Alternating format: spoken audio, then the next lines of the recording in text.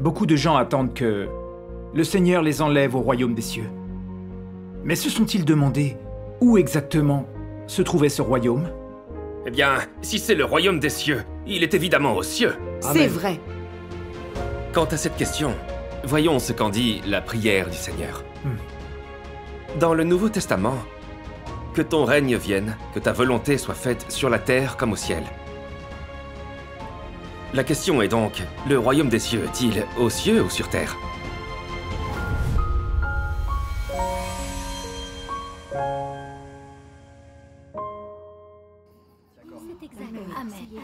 Dites-moi, Akshu, il y a autre chose que je ne comprends pas.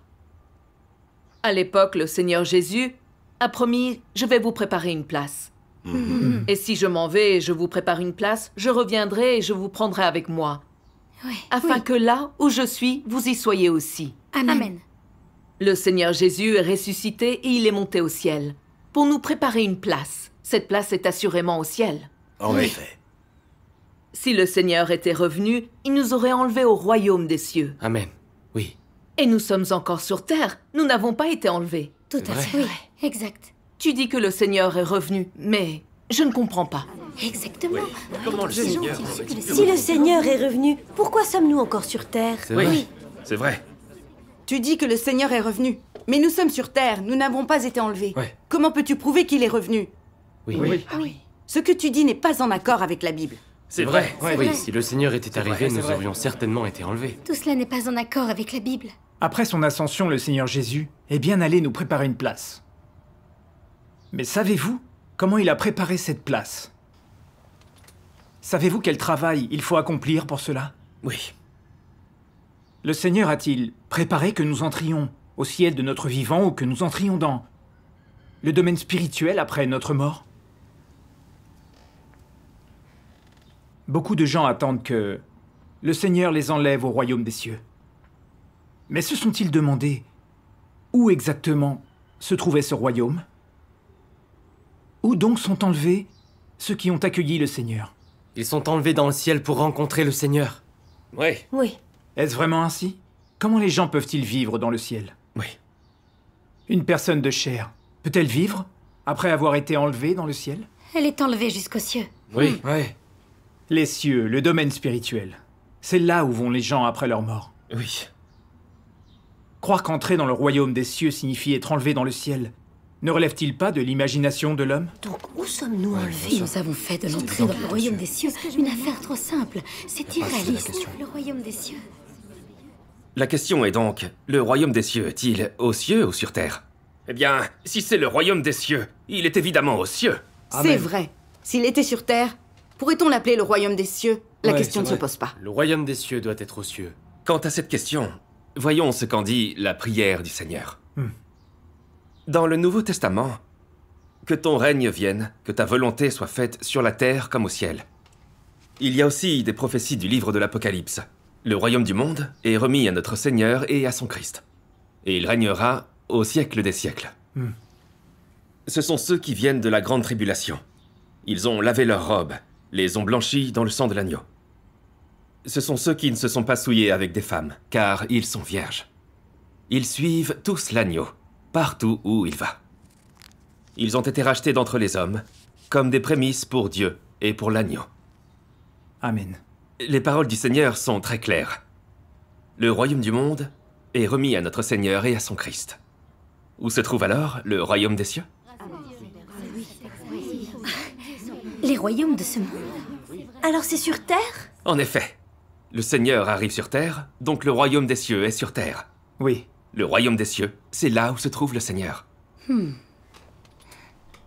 Seigneur nous a préparé une place. Surtout, il a préparé des familles de naissance pour les élus de Dieu sur terre, des milieux appropriés, et l'occasion pour eux d'accueillir le Seigneur et d'assister au festin. Donc, l'endroit où les élus de Dieu naissent et le contexte dans lequel ils acceptent l'œuvre de Dieu ont été prédéterminés par Dieu. Oui. Quand le Seigneur a dit « Afin que là où je suis, vous y soyez aussi », que voulait-il dire? Je ne sais vraiment pas. Maintenant, Dieu est devenu le Fils de l'homme et est venu sur terre. Nous sommes donc nés en tant que peuple élu de Dieu dans les derniers jours et sommes venus sur terre pour accepter l'œuvre de Dieu. Voilà ce que veut dire nous préparer une place. Oui, il y a de la lumière dans cet échange. C'est donc ça, nous préparer une place. Il y a là un mystère. Oui. Le Seigneur est revenu et fait son œuvre du jugement dans les derniers jours. Il a déjà gagné un groupe de personnes qui diffusent l'évangile de Dieu et son royaume. Il est évident que le royaume de Dieu est déjà apparu sur terre. Amen. À la fin du grand désastre, les royaumes de Satan seront complètement détruits. Les forces malfaisantes qui résistent à Dieu seront détruites aussi. Et le royaume de Christ se réalisera sur terre. Oui. Oui, c'est exact. C'est conforme à la Bible. En effet, j'ai énormément lu le livre de l'Apocalypse. Mais je ne comprends que maintenant à quoi cette prophétie fait référence. Oui, Dieu soit loué. Tu témoignes que Dieu Tout-Puissant est le Seigneur Jésus revenu et qu'il a exprimé toutes ces vérités. Cela prouve que la prophétie du Seigneur Jésus s'est réalisée. Amen. Dieu soit loué. Il semble que, si l'on n'accepte pas toutes les vérités que le Seigneur a exprimées à son retour, on ne gagnera pas la vérité ou la vie, et on n'entrera pas au royaume des cieux. Oui. Oui. Moi, je ne suis pas du tout d'accord. On croit au Seigneur, donc nos péchés ont été pardonnés. On peut entrer au royaume des cieux. Amen. C'est vrai, vous niez le salut du Seigneur Jésus. Paul a dit, en croyant du cœur, on parvient à la justice. En se confessant de la bouche, on parvient au salut. Le Seigneur ne nous voit pas comme des pécheurs. Ne peut-on pas entrer dans le royaume des cieux? Amen. Exactement. Entrer dans le royaume des cieux n'est pas compliqué. Donc si nos péchés sont pardonnés, pouvons-nous entrer dans le royaume des cieux? Pourrais-tu répondre clairement à cette question pour nous? Oui. D'accord.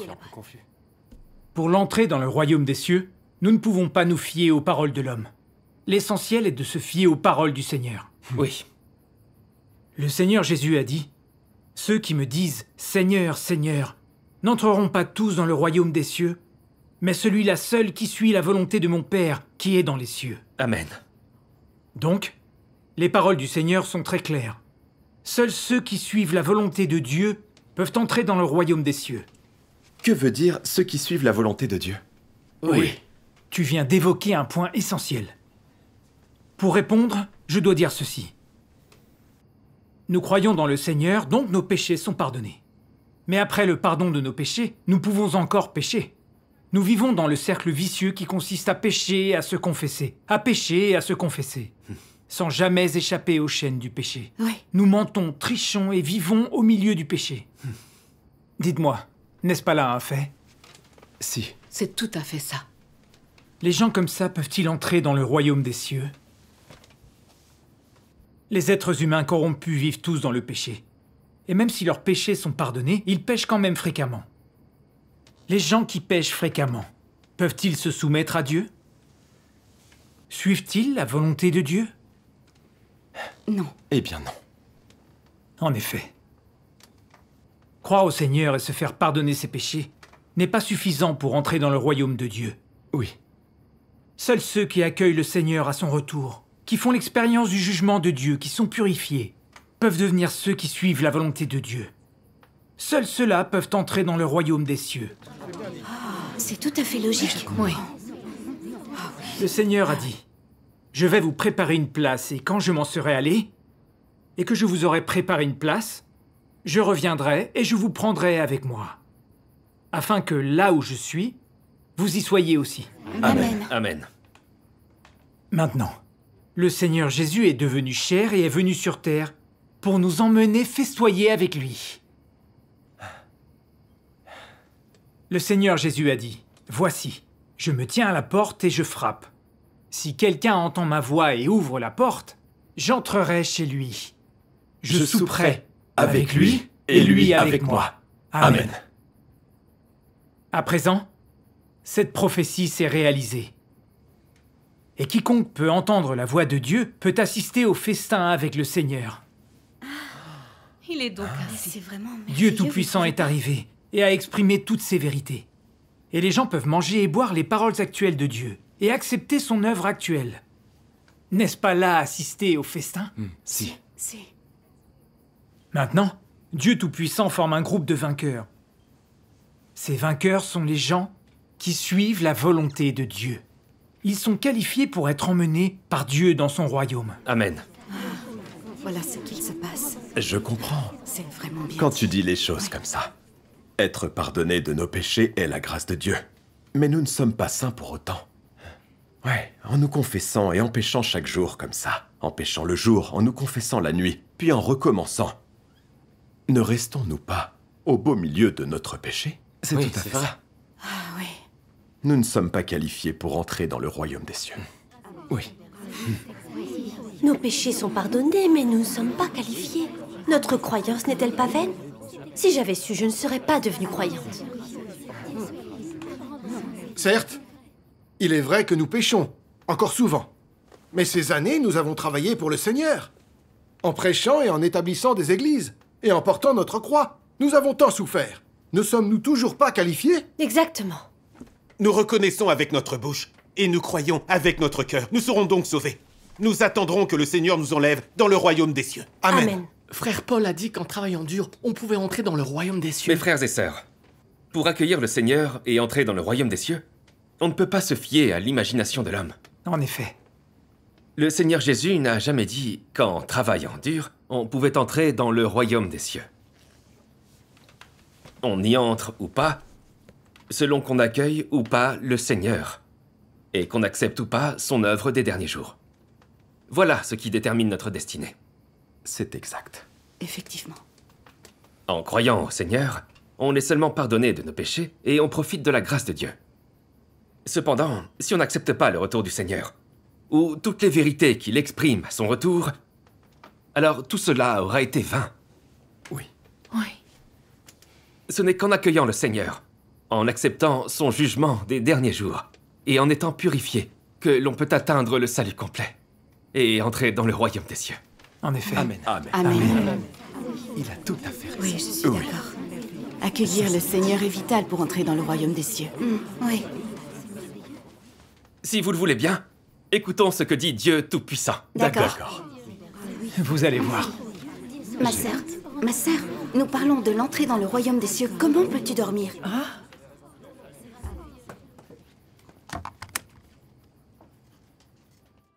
Bien que Jésus ait beaucoup œuvré parmi les hommes, il n'a fait que parachever la rédemption de toute l'humanité et est devenu le sacrifice d'expiation de l'homme. Il n'a pas débarrassé l'homme de tout son tempérament corrompu. Sauver entièrement l'homme de l'influence de Satan n'exigeait pas seulement de Jésus qu'il devienne le sacrifice d'expiation et qu'il porte les péchés de l'homme, mais aussi que Dieu œuvre de façon plus grande encore pour entièrement débarrasser l'homme de son tempérament corrompu par Satan. Et donc, à présent que l'homme a été pardonné pour ses péchés, Dieu est redevenu chair pour conduire l'homme dans la nouvelle ère et a commencé l'œuvre du châtiment et du jugement. Cette œuvre a mené l'homme dans un domaine plus élevé. Tous ceux qui se soumettent à sa domination jouiront d'une vérité supérieure et recevront de bien meilleures bénédictions. Ils vivront véritablement dans la lumière et gagneront la vérité, le chemin et la vie. Ceux qui souhaitent obtenir la vie sans compter sur la vérité prêchée par Christ sont les gens les plus ridicules de la terre. Et ceux qui n'acceptent pas le chemin de vie apporté par Christ sont perdus dans l'imaginaire. Et donc, je dis que ceux qui n'acceptent pas Christ des derniers jours seront à jamais abhorrés par Dieu. Christ est la porte d'entrée de l'homme dans le royaume au cours des derniers jours, et il n'y a personne qui puisse le contourner.